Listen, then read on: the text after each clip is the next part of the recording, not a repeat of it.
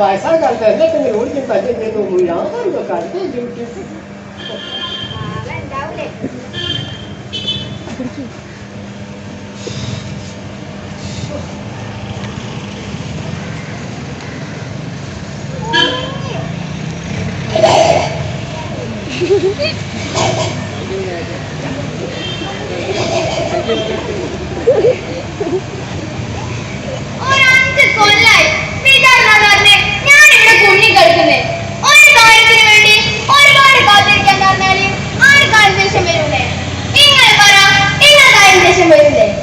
ഇതൊക്കെ പറയാൻ ഞാൻ ആരാന്നല്ലേ?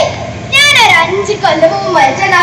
ഹോ, പേടിക്കണ്ടോ, ഞാൻ നിങ്ങളെ ആരെയും ഉപദ്രവിക്കില്ല. പിന്നെ ഞാനെന്തിനാ ബലം വെച്ചതല്ലേ?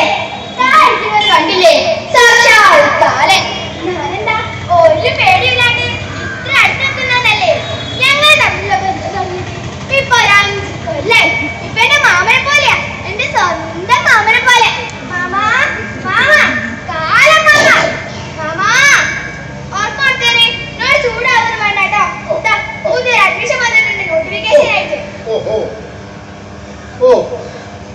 ചിത്രഗുപ്തൻ 100ൽ 0. ഇതൊന്നും നോക്കാനില്ല. മഹാനരകം നാം ഇത് അത്ഭുതം ചേർത്തിയിരിക്കുന്നു.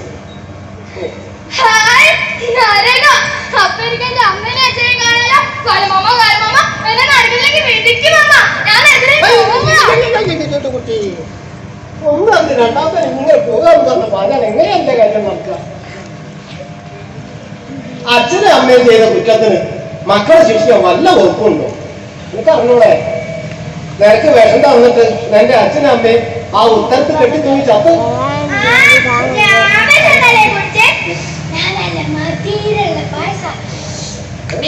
ആ മധുരമുള്ള പായസത്തിനകത്ത് ചേർത്ത വിഷം കഴിച്ചിട്ട് നീ ഛർദ്ദിച്ച് അവശയായിട്ട് തന്നെ കിടക്കുന്നുണ്ടപ്പോ രണ്ടാമതൊരു വരോടി വേണ്ടല്ലോ എന്ന് കരുതി അന്നേരം നിന്ന് കൂട്ടിയതാ. ഇവിടെ വന്ന് അന്നേരം നിന്ന് നോക്കിയാൽ മതി. ആ ഒരു യാത്ര ഒഴിവാക്കാൻ വിചാരിച്ചുകൊണ്ട് പറ്റിയാവത്തേ. ഇവിടെ വന്ന് കടന്നു പോകുന്നതല്ലേ ഭൂമിയിൽ ഇനിയും 10 കൊല്ലോടി ഉണ്ടെന്ന് മനസ്സിലായത്. അത് മനസ്സിലായപ്പോ മുതലേ ഞാൻ എന്നോട് പറയുന്നതല്ലേ, നീ ദയവേതൊന്നും കോമയെ കിടക്കുക, ആസ്പത്രിയിൽ കോമയെ കിടക്കുന്നത് എന്റെ ശരീരത്തിൽ പോയി കയറിയാൽ മതി. സുഖമായി 2 കൂട്ടുകാരോടൊപ്പം കൂടി എത്തിലെ വേണേ നടന്നോളെ മോളെ. ഒന്നാണ്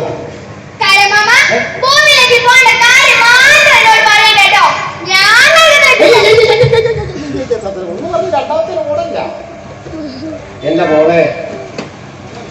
ഈ ഒന്ന് ആലോചിച്ചു നോക്കും, അവിടെ എന്തെല്ലാം സൗകര്യങ്ങളാണുള്ളത്. പിന്നെ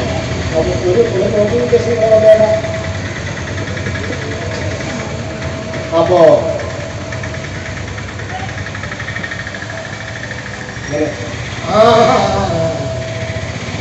ഓ അതാണല്ലേ, കുട്ടിയാണല്ലേ.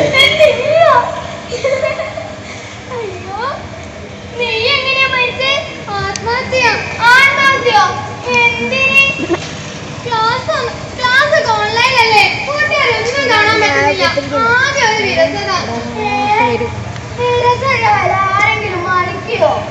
നെറ്റൊക്കെ സ്ലോ, ക്ലാസ് ഒന്നും കാണാൻ പറ്റുന്നില്ല. പിന്നെ എങ്ങനെയാ ഞാൻ ക്ലാസ് ഫസ്റ്റ് നെറ്റ് സ്ലോ ആയിക്കൊണ്ട് ക്ലാസ് വർക്ക് കിട്ടൂലെന്ന് വിചാരിച്ചിട്ടാ? ഇതിനൊക്കെ എന്തിനാണ് മാറ്റിയിട്ട്? അതിന് ഇനി ആത്മഹത്യ ചെയ്ത് എത്ര ബുദ്ധിമുട്ടുകൾ ഉണ്ടാക്കും? വല്ല കാര്യം ഉണ്ടാകുമോ? ആ കേസോട് ഉദ്ഘാടനം ചെയ്ത് വരെ കാത്തുണ്ടാ പോരെ? നീ ഇവിടെ ആയതുകൊണ്ട് വീടുന്നതായിട്ട് അവിടെ ഭൂമിയിലെ കേരള മുഖ്യമന്ത്രി പിണറായി വിജയൻ ഉദ്ഘാടനം ചെയ്തില്ലേ കഴിഞ്ഞ ഫെബ്രുവരി 15-ന് 7 ജില്ലകളില് കെ4 നമ്പർ പരിപാടി, ഹൈ സ്പീഡ് ഇന്റർനെറ്റ്. ഇനി കുട്ടിക്ക് പ്രധാനപ്പെട്ട കവലകളിലൊക്കെ ഒന്ന് ചോടി കളിക്കാൻ നല്ല സുഖ. പിന്നെ എല്ലാ സർക്കാർ ഓഫീസിലും അതിവേഗ ഇന്റർനെറ്റ്. ഏത് ആ ചെണ്ട കെട്ടി തിരിഞ്ഞടിക്കുന്നതല്ല, നല്ല സ്പീഡ് ഉള്ളത്.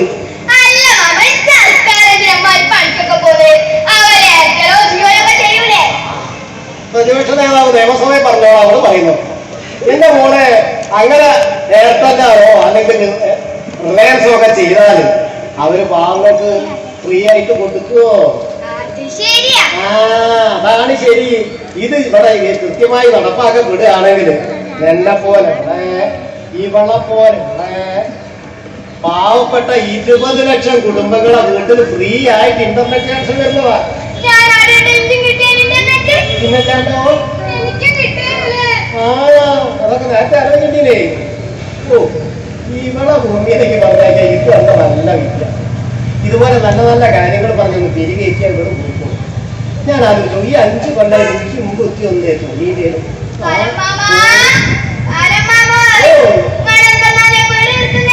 അതെ എന്നെ കൂട്ടുകാരി എന്താ പറഞ്ഞത് ഇങ്ങനെയാണ്.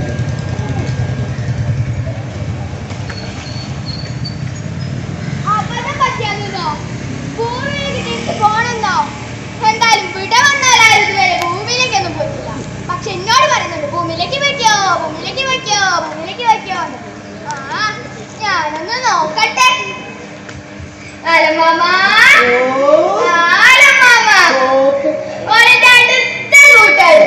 ഒന്ന് ഭൂമിയിലേക്ക് വിടുവോ? അയ്യോ ശിവാശ എന്റെ കുഞ്ഞു പോണെ കൂടെ അങ്ങോട്ട് പോടാണ്ട് യാതൊരു മാർഗമില്ല. നിനക്ക് വേണമെങ്കിൽ ഇപ്പൊ വിളിക്കാൻ അവിടെ കൊണ്ടുവന്നില്ല. ആ ശരീരത്തിൽ പോയാൽ വേണ്ടി കയറിയാൽ മതി.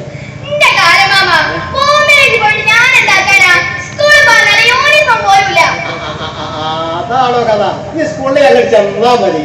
നിനക്ക് ആവശ്യത്തിനുള്ള തുണി, യൂണിഫോം തയ്ക്കാനുള്ള തുണി, അത് തയ്പ്പിക്കാനുള്ള പൈസ, എന്തിന് അടുത്ത വർഷം സ്കൂൾ തുറക്കുമ്പോൾ നോക്കേണ്ട പുസ്തകം വരെ റെഡി. എന്നോട് ചോദിച്ചത്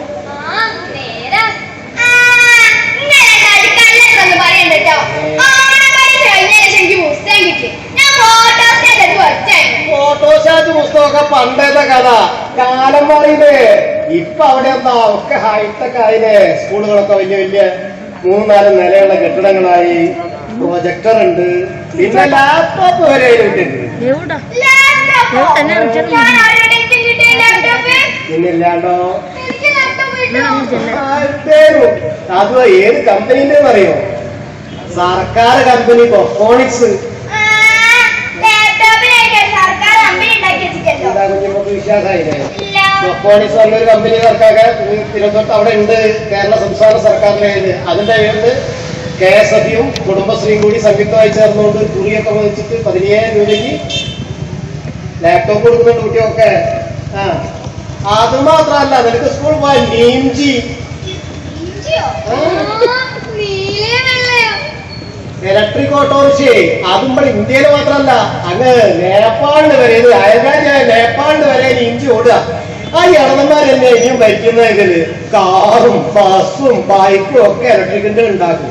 അങ്ങനെ നല്ല നല്ല കാര്യങ്ങൾ ഭൂമിയിൽ നടക്കാം. കുഞ്ഞുമ്പോൾ ഒന്നും ഭൂമിയിലേക്ക് പോകും. എന്നാൽ എനിക്ക് ആ ദേവേന്ദ്രന്റെ മുമ്പിൽ ഒന്ന് താലി വരട്ടി നിൽക്കാം.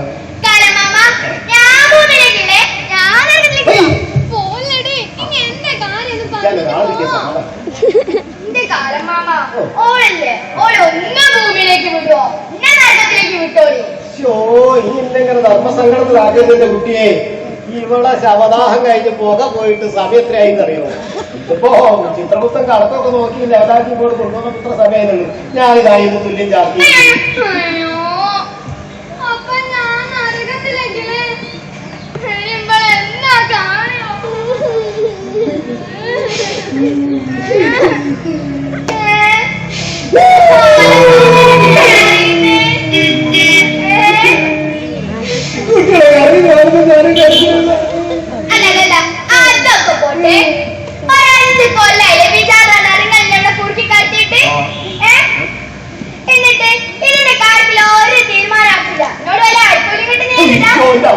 കൈപ്പൊലിന്റെ കാര്യം കൊച്ചത്തെ പറയുന്നു.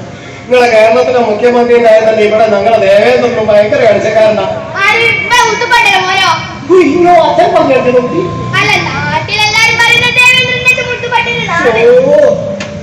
ഓരോ നേതാക്കന്മാര് മുഖ്യമന്ത്രിയുടെ അച്ഛൻ ചെത്തുകാരനാകുന്നു അങ്ങനെ ഇങ്ങനെയൊക്കെ ജനമധ്യത്തിൽ അവമാനിക്കാൻ. ഇങ്ങനെ വലിയ വലിയ ആൾക്കാർ പറയുന്നുണ്ട് കുട്ടികളെ ഒന്നും കണ്ടുപോയി. എന്റെ മോളെ അതൊന്നും മോളെ അനുകരിക്കുന്നത് അത് മോശ. ഇവിടെ ഒന്നുമില്ല, ഇവിടെ നോക്കത്തും അമ്മൂക്കൊക്കെ കണക്കാം. പക്ഷെ ഭൂമിയിലെ കമ്മ്യൂണിസ്റ്റ് എനിക്ക് ഭയങ്കര ഇഷ്ടമാണ്. കമ്മ്യൂണിസ്റ്റ് ഭരണത്തിൽ കയറിയാൽ എനിക്ക് പണി പറയും. അത് 100% ജനനങ്ങളുടെയും മരണങ്ങളുടെയും രജിസ്റ്റർ സൂക്ഷിക്കുന്ന സംസ്ഥാനമാണ് നമ്മുടേത്. കേരളത്തിലെ 2,63,901 മരണങ്ങളാണ് 2019 ഉണ്ടായത്. എന്നാൽ 2020 2,34,536 മരണങ്ങളാണ്. അതായത് 29,365 മരണങ്ങളുടെ കുറവാണ് ഉണ്ടായിരിക്കുന്നത്.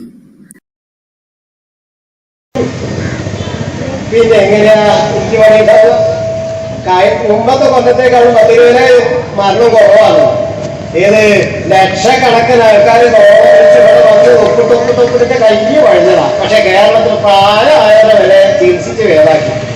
എന്റെ കുട്ടി അങ്ങനെ നല്ല നല്ല ആരോഗ്യ സംവിധാനമൊക്കെ നിലനിൽക്കുമ്പോ ഭയങ്കര ഹൈടെക് സംവിധാനമായില്ലേ ഇവിടെ.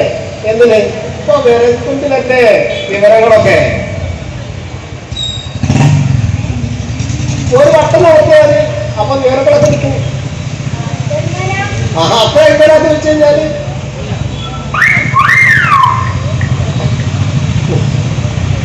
അപ്പീലുണ്ടല്ലേ. ഓ അപ്പീല്. ഏതാണ് അപ്പീല്?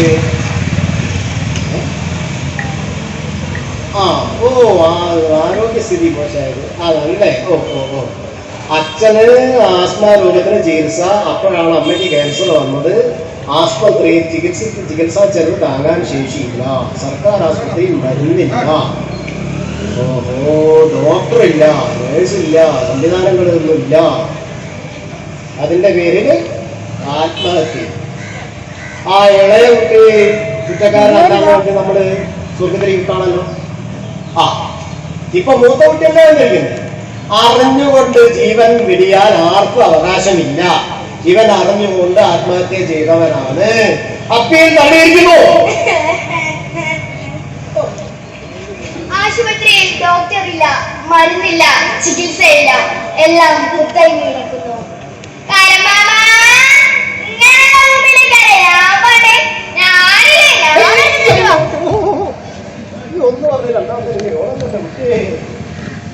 ഇതൊക്കെ പഴയ കഥ. അവിടെ മരണം മാറിയെന്ന് ഞാനിങ്ങനെ പറഞ്ഞിട്ട് എനിക്കെന്താ പറ്റി വിശ്വാസം വരാത്തത്? എന്റെ മോളെ അവിടെ ആസ്പത്രിയൊക്കെ എന്ന് പറഞ്ഞു കഴിഞ്ഞാൽ 4-5 നിലയാണ്, ഒരു 10 നിലകളുടെ ആസ്പത്രികളൊക്കെ അപ്പോൾ ഉണ്ടാക്കുന്നു. അവിടെ എല്ലാ സംവിധാനങ്ങളും. അതാ ഞാൻ നേരത്തെ പറഞ്ഞു തുടങ്ങിയത്. ഇത് ഒരു പട്ടണാവർത്തിയ വിവരങ്ങളൊക്കെ കിട്ടും. മനസ്സിലായോ? ഇനിയിപ്പോ പട്ടണാവർത്തിയ വിവരം കിട്ടിയപ്പോ എന്താ ഗുണമെന്നായിരിക്കും. തിരുവനന്തപുരത്ത് RCC എന്നൊരാള് പിന്നെ എല്ലാ ടെസ്റ്റും നടത്തി മരുന്നൊക്കെ വാങ്ങി ഇനി ഇവിടെ കണ്ണാടിപ്പയിൽ വന്നിട്ട് അടുത്ത പ്രാവശ്യം പോകാൻ നോക്കുമ്പോഴേക്ക് ഈ ഷീറ്റ് മുഴുവൻ തുള്ളി പെറുക്കി കണ്ണടിച്ച് ഇതെല്ലാം കൂടി ആയിട്ട് പോകേണ്ട ഒരു കാര്യമില്ല. അത് കൊണ്ടുപോയി ഡോക്ടർ കൊടുത്താൽ അങ്ങനെ അത് കമ്പ്യൂട്ടറിൽ വെച്ച് ഒരു വട്ടം ഞെക്കിയാൽ സ്ക്രീനിൽ ഇങ്ങനെ തെളിഞ്ഞു വരും. എന്തൊക്കെ ടെസ്റ്റ് നടത്തി, പ്രഷർ എത്ര ഉണ്ടായിരുന്നു, ഷുഗർ എത്ര ഉണ്ടായിരുന്നു, ഇങ്ങനെ എല്ലാ കാര്യവും അത്രയ്ക്ക് ഹൈടെക് സംവിധാനങ്ങളായി കഴിഞ്ഞു. ഇങ്ങനെയൊക്കെ നല്ലൊരു സൗകര്യമൊക്കെ ഉള്ള സ്ഥിതിക്ക് ഇനിയിപ്പോ ജോലിയിലേക്ക് പോയി.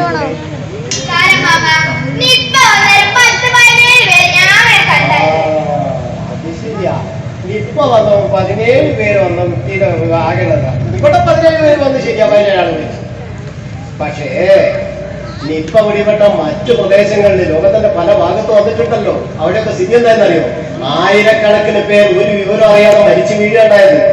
പ്രദേശത്തുള്ള മുഴുവൻ ആൾക്കാരും മരിച്ചു തീർന്നതിന് ശേഷമാണ് രോഗം പോലും കണ്ടുപിടിക്കാൻ പറ്റിയത്. പക്ഷെ ഇവിടെ ഇത്രയും ഹൈടെക് സംവിധാനമായതുകൊണ്ട് എന്തുണ്ടായി?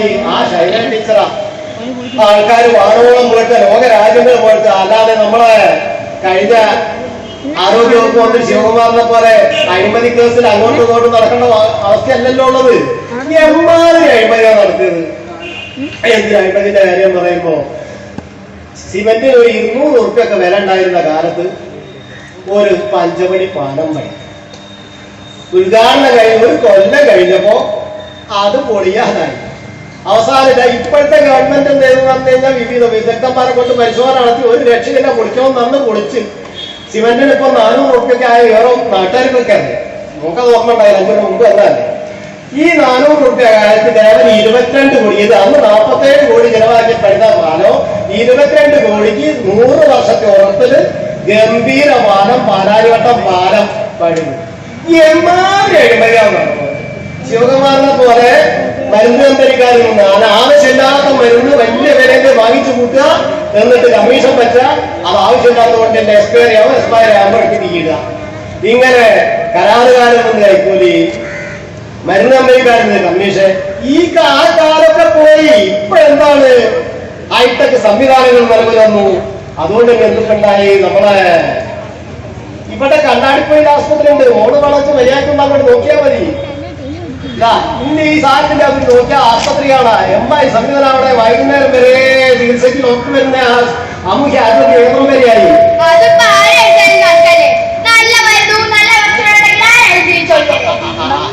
ആര് വെച്ചാൽ കിടക്കണ്ടേക്കുണ്ട്. ആ ഒരു കമ്മ്യൂണിസ്റ്റ് വിരോധം വെച്ച് പറയുന്നവർ പറയുന്നതാണ്. ഉള്ളതൊന്നും കേട്ടാലേക്ക് പറയും. പക്ഷെ ഭക്ഷണത്തിന്റെ കാര്യം പറയുന്നത് ഇങ്ങോട്ട് വരുമ്പോ അവിടെ ഭക്ഷണത്തിനൊക്കെ ഉണ്ട് അവസ്ഥ എന്താ ഒന്ന് ആലോചിച്ചു. എന്റെ അമ്മ ഉണ്ടാക്കി തരുന്ന ഈ അട, ആ ഇല അങ്ങ് പൊളിച്ച് ഓർക്കുമ്പോ തന്നെ വായി വെള്ളം വരുന്നു. ഞാനൊരു കടി കാച്ചു ഇതിലൂടെയൊക്കെ തന്നെ ഒഴിക്കുമ്പോണ്ടല്ലോ ഞാൻ നക്കായോ. ഇത് ടേസ്റ്റാണറിയോ? ഇങ്ങനെ പൊതിപ്പിക്കല്ല. ആ അപ്പീലാണല്ലേ. ആ എന്താണ് അപ്പീലിന്റെ കാര്യം?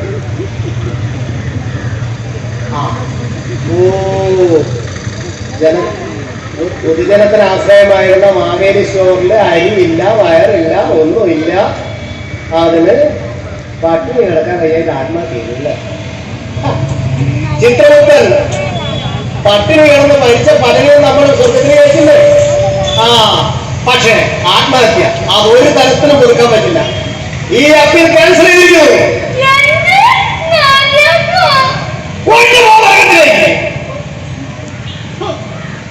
മാവേലി സ്റ്റോറിൽ അരിയില്ല, പയറില്ല. എന്റെ കുട്ടി അതൊക്കെ പഴയ കാലോ. ഇപ്പോഴുള്ള സ്ഥിതി എന്താ?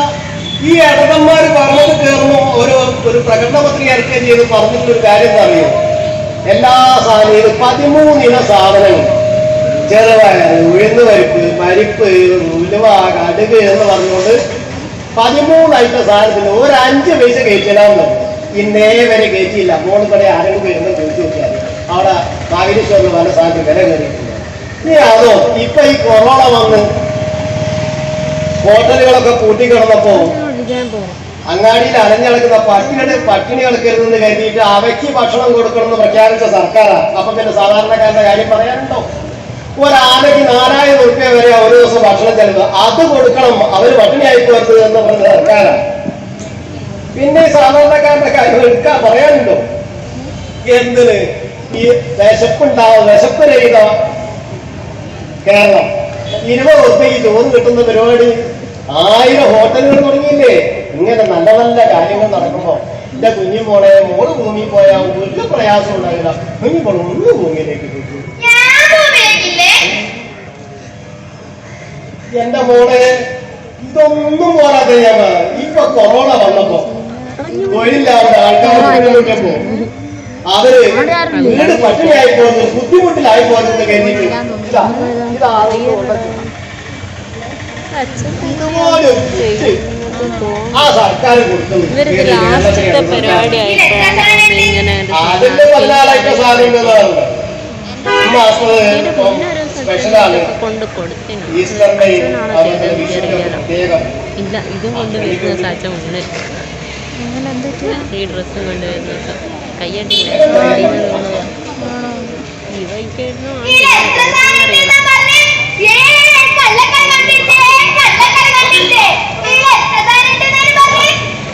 കുഞ്ഞുമോളെ ഇതാണ് ഉൾപ്പെടെ 14 ഐറ്റം സാധനം.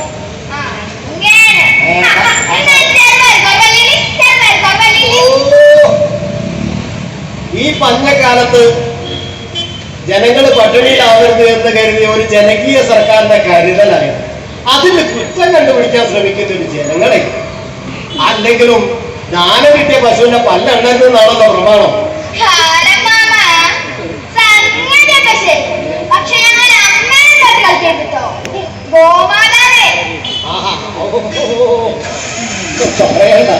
പശു, അമ്മ, അച്ഛൻ, മൂരി, ഞാനുണ്ടല്ലോ.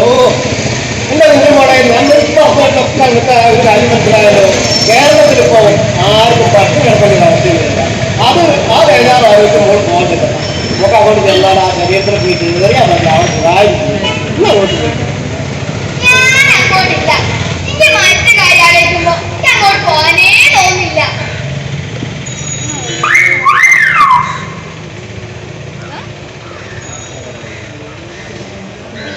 അപ്പീലുണ്ടല്ലേ? ഓ, ഏതാണ്?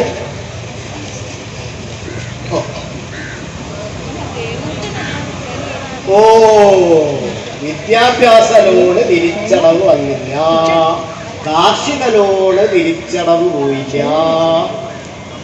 അതിന് അറസ്റ്റ് ചെയ്ത് പോലീസ് ലോക്കപ്പിലിട്ടതിൽ മനം നൊന്ത് ആത്മഹത്യ. ചിത്രഗുപ്ത, ഈ അപ്പീലിൽ ഒരു ന്യായം ഉണ്ടല്ലോ. അതിനു മുമ്പോ അതിന് ശേഷം ഇങ്ങനെയുള്ള ഒരു കാര്യം നമ്മൾ ഇതുവരെ കേട്ടില്ലല്ലോ.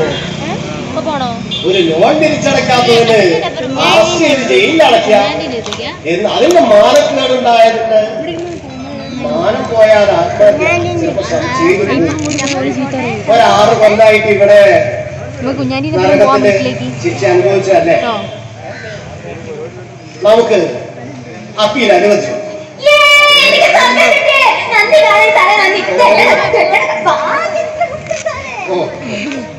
പോലീസ് അറസ്റ്റ്, മാനക്കേട്, ആത്മഹത്യ.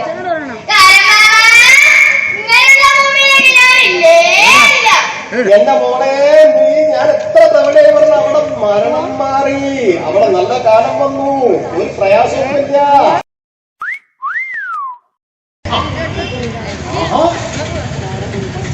ചിത്രഗുപ്തൻ, ഇതെന്തുകളാ? അവിടുത്തെ പ്രശ്നങ്ങൾ പരിഹരിക്കാൻ നരകത്തിലെ പ്രശ്നങ്ങൾ പരിഹരിക്കാനല്ലേ ഇവർ നിങ്ങൾ ഒരുപാട് വരുന്നത്? ഇവിടെ അല്ലാതെ 3 കൂട്ടം പരിഹരിക്കുക. ആ ശരി, എന്താ പ്രശ്നം?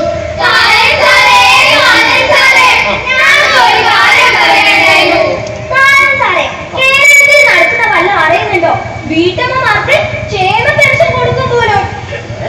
ഇതൊക്കെ അതിന് ഞങ്ങൾക്ക് അവിടെ ഇരിക്കപ്പെട്ട് കിട്ടുന്നില്ല. ഞങ്ങൾ അവിടെ ഉണ്ടായിരുന്നപ്പോ എന്ത് നല്ല കാര്യങ്ങളൊന്നും നാടല്ലായോ?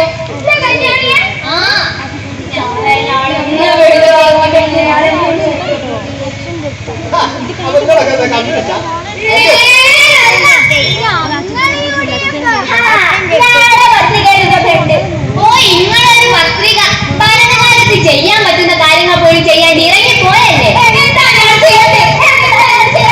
18 മാസത്തെ പെൻഷൻ കുടിച്ചു കെട്ടിട്ടല്ലേ നിങ്ങൾ ഇറങ്ങിപ്പോയെ? ഗജനാവെല്ലാം കാലിയായി അഴിമതി നടത്തിയിട്ട് അവനാന്റെ കീശ വീർത്തിട്ട് കാലിയാക്കിയതല്ലേ? ഞങ്ങളുടെ പ്രകടന പത്രിക ശരി. ഓ, ഇങ്ങളൊരു പത്രിക 15 ലക്ഷം അക്കൗണ്ടിൽ ഇടുമെന്ന് പറഞ്ഞിട്ട് എവിടെ? ഇങ്ങോട്ടാർക്കെങ്കിലും കിട്ടിയിക്കോ?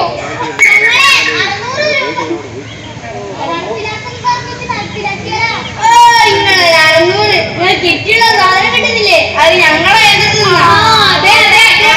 ഓ, ഇപ്പൊ ഇങ്ങനെ രണ്ടാലും ഒന്നായില്ലേ? കേന്ദ്രത്തിൽ നിന്നൊന്നല്ല കിട്ടിയേ, ഞങ്ങളെ മുഖ്യമന്ത്രിയുടെ ദുരിതാശ്വാസ നിധിയിൽ നിന്നാ കൊടുക്കുന്നേ. 8 കാലി മമ്മൂ ഞാൻ വന്നിരിക്കുന്നു.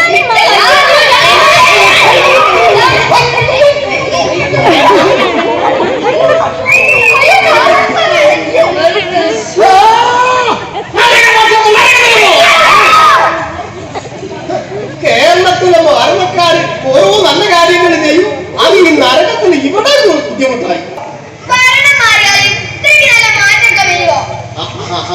അതിപ്പോ ന്യായമായിട്ട് ആർക്കൊരു ഒരാള് പറഞ്ഞാൽ വിശ്വസിക്കുക. ഭരണം മാറിയതുള്ളതുകൊണ്ട് ഇത്രയും വലിയ വ്യത്യാസം ഉണ്ടാവില്ല. നമുക്ക് വിശ്വാസായാലും കാര്യം ചെയ്യും.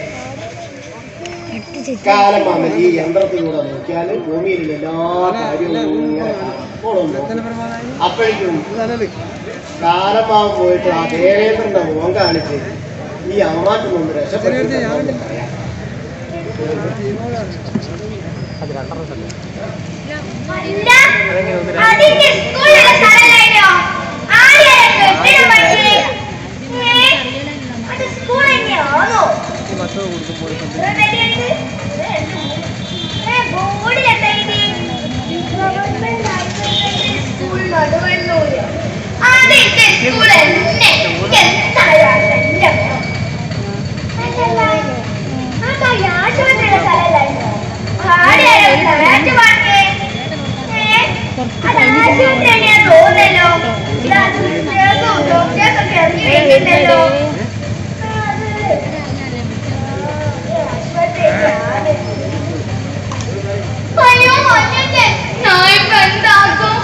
അയ്യോ,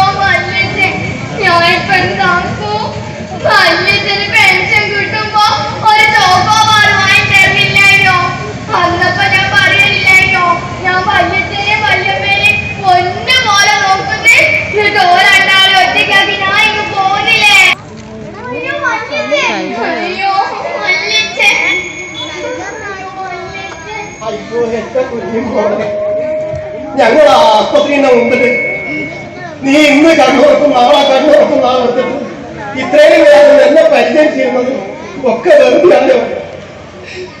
വല്ലതും വിഷമിക്കേണ്ട. കാലമാമ എന്നോട് പറയായിരുന്നു, കാലമാമയുടെ അക്കടി പറ്റിപ്പോയതാന്ന്. കാലമാമ എന്നോട് എപ്പോഴും പറയൂ, ഭൂമിയിലേക്ക് പോയിക്കോ ഭൂമിയിലേക്ക് പോയിക്കോന്ന്. പക്ഷെ ആളുടെ അവസ്ഥ ആലോചിച്ചിട്ട് എനിക്ക് അങ്ങോട്ട് വരാൻ തോന്നിയില്ല. ഓ മോളെ, എനിക്ക് സന്തോഷായി. മോള് വേഗം അങ്ങോട്ട് പോയിക്കോ. മോളെ ചേച്ചിയോ വല്യമ്മയൊക്കെ മോള് വരുന്നു കാത്തിരിക്കുകയാണ്. അപ്പൊ ചേച്ചി? ആ ചേച്ചീന്റെ വിദ്യാഭ്യാസ ലോൺ എടുത്ത് അടയ്ക്കാൻ പറ്റാത്താണല്ലോ അച്ഛൻ ആത്മഹത്യ ചെയ്ത് നെറ്റ് വേഷമൊക്കെ തന്നിരുന്നത്. ഓളെ വിദ്യാഭ്യാസമൊക്കെ പൂർത്തിയായി. ഓളിപ്പോ നേഴ്സായി.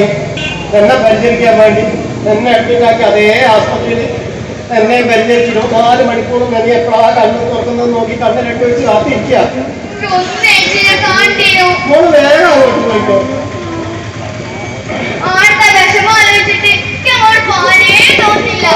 വിഷമത്തിന്റെ കാര്യം ഒന്നും മോള് ഓർക്കണ്ട. അവിടെ ഉള്ള നല്ല കാലായില്ലേ. നമുക്കൊരു 4 ചൊർക്ക ലൈഫ് എന്ന് പറഞ്ഞോണ്ട് സർക്കാർ തന്നു. അതിന് നല്ലൊരു വീടുണ്ടാക്കി. പിന്നെ പെൻഷൻ ഇപ്പൊ 3500, ഇത് 1500 അതിപ്പോ 1600 എന്നിട്ട് ഇമ്മാസം 2 മാസം ഒരുമിച്ച് 3600 തരാം. അത് വാങ്ങാൻ പറ്റാണ്ടാ ഞാൻ ഇന്ന് എത്തിപ്പോയത്. ഇനി ഒന്ന് അങ്ങോട്ട് ഉപയോഗിക്കാം. അതൊന്ന് വാങ്ങിച്ചു തരാം.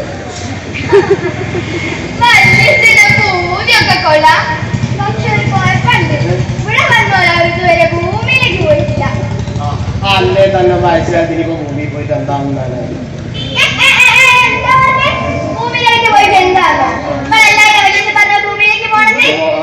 അതിന്റെ മോളെ ഞാനുണ്ടല്ലോ വിറക് തുറക്കാൻ മറന്നു പോയപ്പോ എന്നെ പാമ്പ് കഴിച്ച് അങ്ങനെ ഞാൻ മരിച്ചു എത്തി.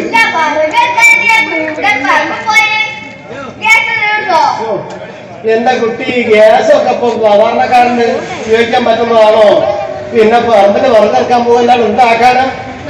ഞാനുണ്ടല്ലോ ആ UPA ഗവൺമെന്റ് വന്നപ്പോ ഇപ്പൊ വില കുറച്ചൊന്നും പറഞ്ഞോണ്ട് വിലനിർണ്ണയാവകാശം കുട്ടകൾക്കും അതൊക്കെ കുറച്ചൊന്നും പറഞ്ഞുകൊണ്ട് എന്നെ വന്ന് ഓലത് ബാക്കിയും കൂടി കൊടുക്കും. ഇപ്പം ഗ്യാസിനും വില കൂടി, പെട്രോളിന്റെ വില കൂടി, ഡീസലിന്റെ വില കൂടി. ഓൽക്കൊക്കെ എതിരായിട്ട് എന്തെങ്കിലും ഒന്ന് ചെയ്തിട്ടേ ഞാൻ. പക്ഷെ എനിക്കതിന് പറ്റിയില്ല. എന്റെ കുഞ്ഞും മോള് എന്തെങ്കിലും ഒന്ന് കുഴപ്പമുണ്ടാവുന്നോളം എന്തെങ്കിലും ചെയ്യണം എനിക്ക് വേണ്ടി.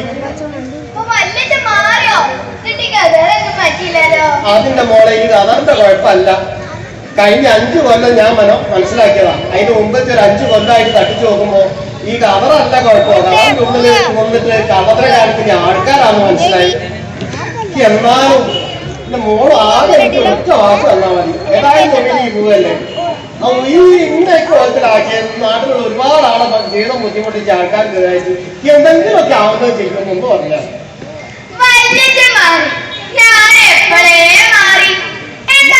ഇപ്പൊ വോട്ടില്ല. പക്ഷേ എനിക്ക് ആവശ്യമാണ് ഞാൻ